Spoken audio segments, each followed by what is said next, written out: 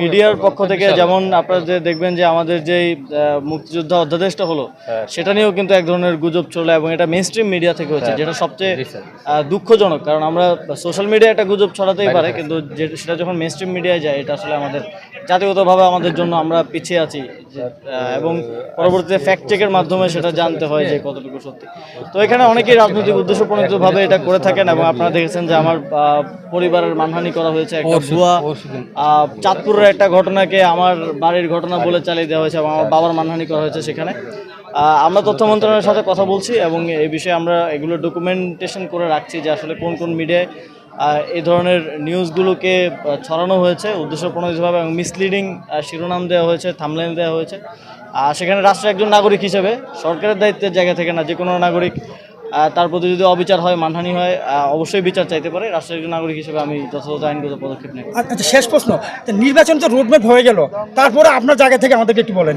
নির্বাচনের রোডম্যাপ তো হয়নি, একটা ডেট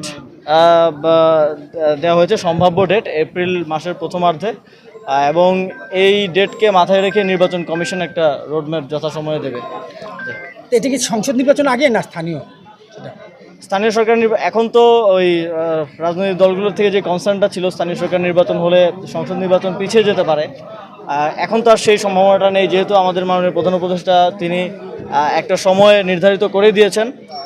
এবং আপনারা জানেন যে জনগণের আসলে যেই সেবাগুলো স্থানীয় সরকার থেকে পায়, অধিকাংশ সেবাই স্থানীয় সরকারের মাধ্যমে পেয়ে থাকে, সেগুলো বিঘ্নিত হচ্ছে দীর্ঘদিন ধরে এবং এটা আমাদের একটা কনসার্ন। আমরা অনেক জনকল্যাণমূলক কাজ করার চেষ্টা করছি, কিন্তু যে দৈনন্দিন সেবাগুলো দেওয়ার কথা সেগুলো দিতে পারছি না, কারণ স্থানীয় জনপ্রতিনিধি নেই। তো স্থানীয় সরকার নির্বাচন আয়োজন করাটা আপনারা জানেন সরকারের প্রথম থেকেই বিশেষ সদিচ্ছা ছিল। কোন পর্যায়ে কতটুকু আমরা করতে পারি, স্থানীয় সরকারের অনেকগুলো স্তর আছে, কতটুকু আমরা করতে পারি সেটা আমরা দেখব এবং সরকারের সিদ্ধান্ত অনুযায়ী আমরা সেই অনুযায়ী নির্বাচন কমিশনকে নির্বাচন আয়োজনের জন্য বলব। না, বিগত সময়ে তো আমরা দেখেছি যে কুমিল্লার নাম শুনলেই আওয়ামী লীগের এক ধরনের বিতৃষ্ণার বিষয় ছিল। তো এখানে অনেকগুলো কাজ আমরা দেখেছি অনেক সময় প্ল্যান থেকে বাদ দেওয়া হয়েছে, যেহেতু এলজিআরডিতে আমি আছি, এবং অনেকগুলো কাজ প্ল্যানে থাকলেও দীর্ঘদিন ধরে এখানে কাজগুলো করা হয়নি, একটা অবহেলা ছিল। তো সেই জায়গা থেকে এটা আমাদের একদম ন্যাশনাল পলিসির অংশ, যে অঞ্চলগুলো অবহেলিত ছিল, আপনারা জানেন উত্তরবঙ্গ অবহেলিত ছিল, কুমিল্লা ছিল, এবং বগুড়া, ফেনী সহ আরও কিছু অঞ্চল আছে যেগুলো আপনারা সবাই জানেন যে বিগত সময়ে উন্নয়ন কার্যক্রমের দিক থেকে অবহেলিত ছিল। তো আমরা সেগুলো